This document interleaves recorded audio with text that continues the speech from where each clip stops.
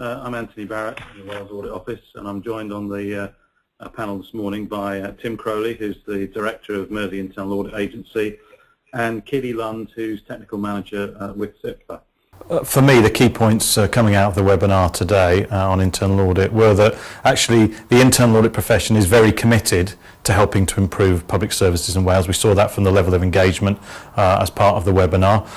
Also, there are some very good examples of good practice already out there. We had at least one example of a limited scope opinion being issued, which is quite important in this time of tight resources. And internal audit is under considerable pressure. It's under pressure to deliver more with less resources.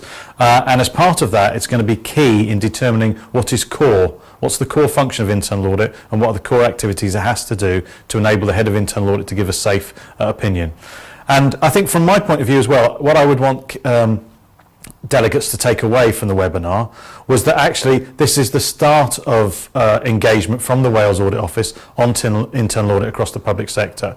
We're planning to do a national study on internal audit. We'll be running some shared learning seminars and other activities, both to raise the profile of internal audit and to support internal audit to deliver on whatever those core functions are.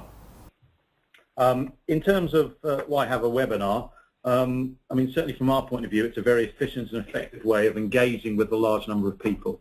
And actually, that's what this is all about. It's about engaging with internal audit practitioners, audit committee members, chief execs, directors of finance, so that we can very much raise the profile of internal audit, have a look at what internal audit's doing in terms of the current economic climate, the impact that's having, and maybe look slightly further into the future around the areas that internal audit will need to move into in the coming years.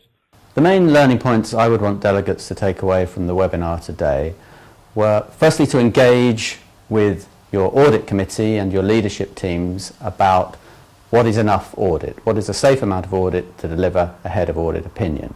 And I think to have that discussion so that the tipping point of when you cannot give an opinion is clear.